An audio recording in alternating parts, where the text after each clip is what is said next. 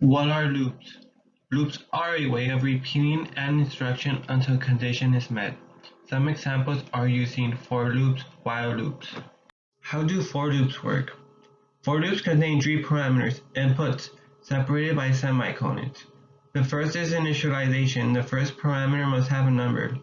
Second is a test expression, an expression that is written using greater than or less than signs containing the initialized value. When the loops run, it will check whether this expression is true or false. It will continue running until false. Last is the increment. The initialized value can go with a plus or plus sign, or going down with a minus and minus sign. Applying for loops to calculate the Fibonacci series. What is the Fibonacci series? The Fibonacci numbers are 0, 1, 1, 2, 3, 5, and 8, and so on. The numbers are created by adding the first number 0 and 1. You are constantly adding the first and second numbers to get to the series. Getting the fourth number in the series, it's important to start off with 0 and 1. Add 0 and 1 to get the second number, which should be 1 again. Add both second number and the third to get to the third number in the sequence. Continue adding last two previous numbers together, 1 plus 2 to get 3, the fourth number. Implementing within code. Let's say you want to find the fourth number again. Like previous examples, you're adding last two previous numbers together. In order to do so, you need variables. First term initialized with 0, second term initialized with 1, a variable to keep the sum of previous numbers, nth term, the term you want to find. A for loop will be necessary in order to prevent writing the same line twice and be more efficient. The for loop parameter should be set to the following, and we want to keep on repeating until we find the nth term, in this case the fourth term. Implementing within code. Within the for loop should be where the sum will be kept from the previous terms. Replace the first term with the second term. Keeping in mind the second term is 1. Replacing it will make the initialized variable second term equal 1. Replace the second term with the sum. Since the first thing to do is add both terms, it will be 0 plus 1 equals 1, the third term in the Fibonacci series. Within the first time looping, it should look like the following. Before it was first term equals 0, second term equals 1.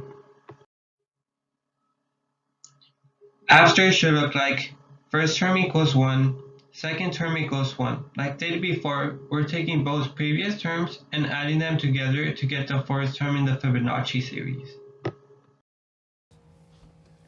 Alright, what's up everyone? My name's Ivan and I'm here to show you guys the Fibonacci sequence using the for loop that Kevin was talking about.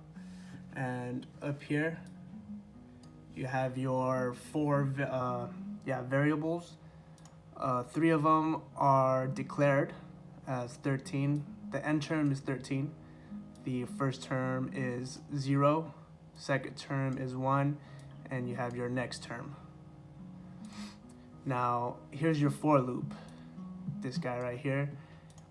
Just remember to not use the semicolon here and to put the braces at the end that encloses that for loop. So when we run this, it's gonna see out the first term, which was this 0 right here. And then it's gonna go to the next line. That's what the end line, that's what that is. Here's a note pretty much saying what's gonna happen. So the first term is 0. The second term is gonna come out to 1. The third term is going to be another 1. And fourth will be 2, so on, following this sequence up here. Alright, so the next term, which was declared here, well, not declared, but it's right here, it's gonna equal the second term, which is 1, plus the first term, and that one was 0. And it's pretty much doing this right here. 1 plus 0 is equal to 1. The second iteration is going to do this. It'll be 1 plus 1 equals 2. The third iteration is going to be this one right here. 2 plus 1 equals 3. So it's pretty much initializing the terms so that as it goes around, it's getting added to each other and stuff. So after that, we're gonna set this first term, which was originally 0, to equal to the second term. And that second term was 1. So now the first term here is going to be 1. The second term is going to equal the next term. So, what was it? The second term is 1. Next term is, so now the next term is 1. So now we're going to do this sequence again. And it's going to see out that first term, which was over here, we set it equal to the second term, which was 1. And then, yeah, so it's pretty much just going to do an iteration. And once you run it, let me click run over here. Once you run it, it's going to give out this sequence right here. You got your 0, you got your 1, 1, 2, 3, 5, 8, so on and so on, depending on how long you put the end term right here. Now, if you want, you could shorten that. Let's put 4, and it should show only the first 4 terms. So let's check it out. Let's run it. There it is, 0, 1, 1, and 2.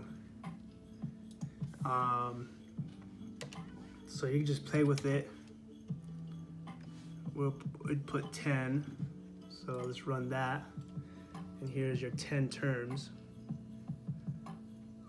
Right? And that is the Fibonacci sequence using the for loop.